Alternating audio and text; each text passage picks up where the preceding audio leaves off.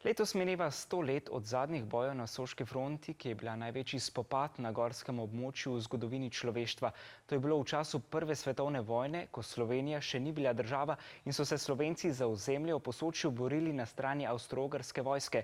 Skupaj z nemško, na drugi strani pa so bili Italijani. Jarki, v katerih so se skrivali vojaki in druge sledi velike vojne, so vidni še danes.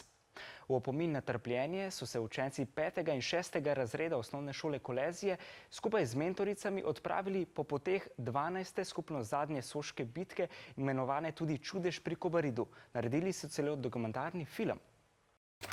24. oktober 1917. Pripravlja se 12. soška bitka. Pravzaprav se moraš kar pozanimati, da narediš tak dokumentarc, ker če ne bi ti nič vedel o Prvi svetovni vojni, ne bi imel nič za govoriti na dokumentarcu.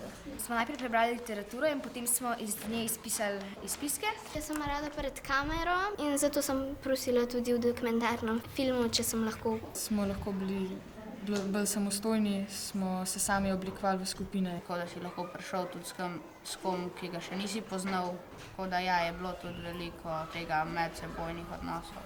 Zemljevide smo narisali tako, da bi si lažje predstavljali, kakšna so bila posestva po Evropi v tistem času. Naučili smo se o centralnih in antantnih silah, katere države so se borile proti drugim državam. Proti pričakovanju Italijanov jih je avstro-ogrsko-nemška vojska napadla po dolini reke Soče.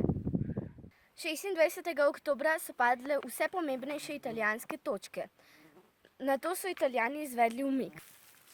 Še isti dan so Avstrijci zasedli Novo Gorico in po 888 dnevih je na Posočju in na Krasu zopet zavladal mir.